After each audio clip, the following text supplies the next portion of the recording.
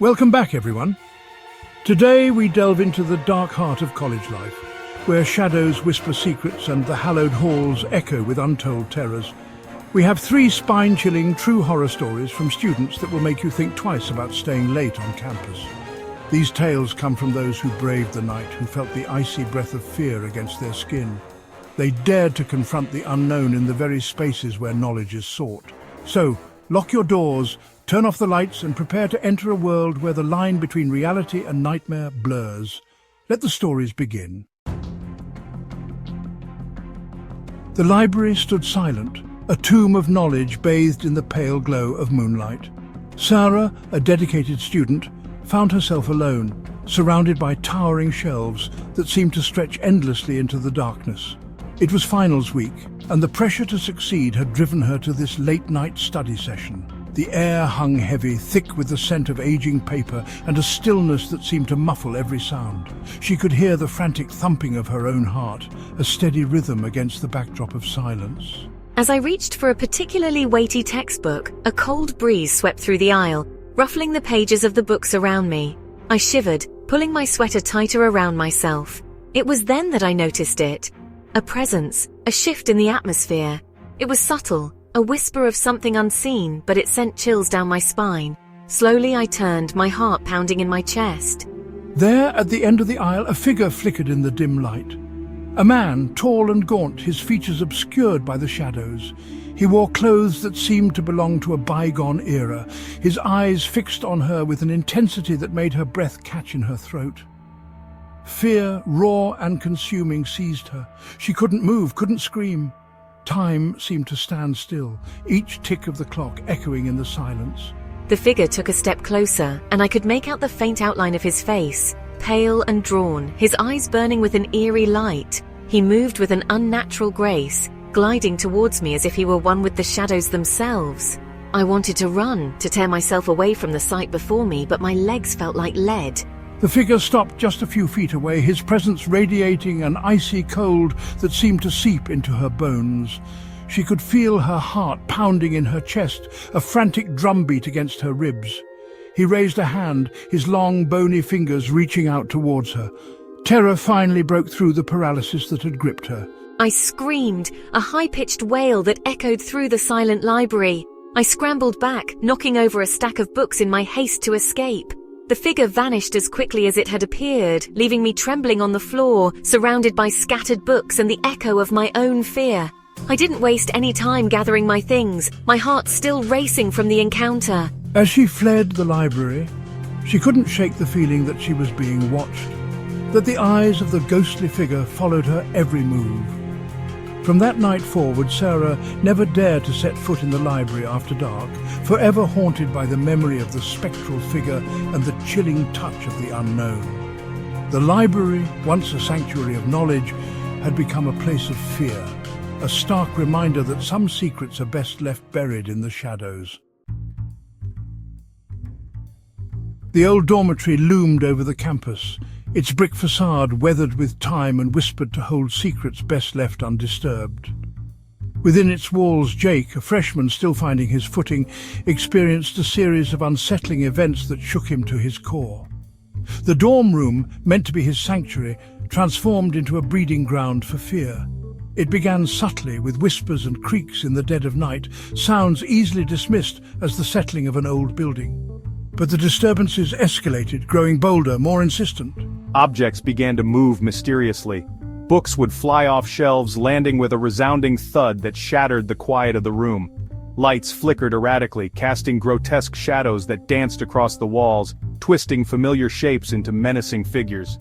I confided in my roommate, but my concerns were met with skepticism, dismissed as an overactive imagination or a prank. But I knew better. There was a presence in the room, something unseen that toyed with him, a malevolent entity feeding off his growing fear. One night, as Jake lay in bed, sleep evading his grasp, he felt an icy breath on his face. He opened his eyes to find himself staring into a pair of glowing red eyes, inches from his own. The air grew heavy, thick, with a palpable sense of dread. A guttural growl seemed to emanate from the very walls themselves, vibrating through the room, shaking him to his core. Terror, raw and primal, surged through me. I scrambled back, heart pounding against my ribs, my scream dying in my throat. The red eyes remained fixed on me, burning into my very soul, filled with an ancient malice that chilled me to the bone. Then, as quickly as they appeared, the eyes vanished, leaving behind a lingering sense of dread and the undeniable certainty that I was not alone. Jake couldn't shake the feeling of being watched, hunted by an unseen entity. Sleep offered no escape, plagued by nightmares of glowing eyes and guttural growls. He tried everything to rid his room of the unwelcome presence. He cleansed the space with sage, hung protective charms, even resorted to sleeping with the lights on, but nothing seemed to work. The entity remained, its presence a constant weight on his chest, a suffocating reminder of the darkness that lurked just beyond the veil of reality.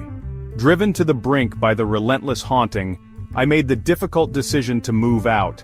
I couldn't bear another night in that room, couldn't face the red eyes that haunted my waking hours and invaded my dreams. I left behind most of my belongings, unwilling to risk carrying the darkness with me. The dorm room remained, a testament to the unseen forces that lingered within its walls, a chilling reminder that some places are best left undisturbed.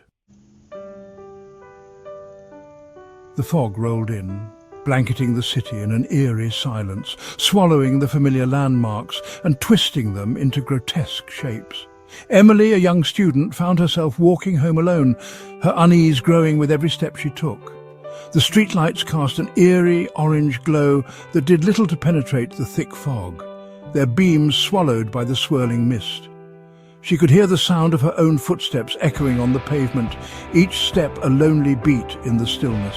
The city, usually alive with sound, held its breath, shrouded in an unnatural quiet that pressed in on me, amplifying every rustle and creak.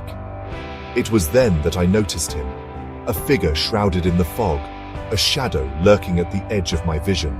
At first she dismissed it, attributing it to her nerves and the tricks the fog played on her eyes, but as she continued walking, she couldn't shake the feeling that she was being watched, that the figure in the fog moved with her, mirroring her every step. Her heart pounded in her chest, a frantic drumbeat against her ribs, urging her to run, but her legs felt heavy, rooted to the spot as fear coiled in the pit of her stomach. I quickened my pace, my breath catching in my throat, the figure in the fog keeping pace with me. I could hear the distinct sound of footsteps behind me, heavy and measured, each step a chilling reminder that I was not alone. Terror propelled her forward, her heart threatening to burst out of her chest. She risked a glance over her shoulder, her breath catching in her throat. The figure remained, shrouded in the swirling mist, its features obscured by the fog, but she could sense its eyes on her, cold and calculating. Desperation clawed at me, urging me to escape the suffocating presence that followed me. I broke into a run, my lungs burning with exertion, the sound of my own ragged breaths echoing in my ears. The footsteps behind me grew louder, faster, matching my every stride. The fog seemed to cling to her, slowing her down, as if the very air itself conspired against her. She could hear the figure closing in, its presence growing stronger with every passing moment. Just when she thought she could run no more, she spotted a glimmer of light ahead, a beacon of hope in the suffocating darkness. With renewed determination, I surged forward, my legs screaming in protest, my lungs burning. I burst into the light, the warmth of the coffee shop washing over me, chasing away the chill that had seeped into my bones. I whirled around, my chest heaving, searching for any sign of my pursuer. But the fog had cleared, the street empty except for the distant glow of streetlights and the echo of her own fear. Emily stood there for a moment, catching her breath, the weight of the unseen eyes still heavy on her back. She had escaped the follower in the fog, but the memory of that night, the chilling feeling of being hunted, would stay with her, a constant reminder of the darkness that lurked just beyond the veil of reality. From that night forward, she avoided walking alone at night, her senses heightened, always searching for any sign of movement in the shadows, forever haunted by the unseen eyes that followed her through the fog. Thanks for watching. If you enjoyed these stories, don't forget to like, subscribe, and hit the bell icon for more terrifying tales.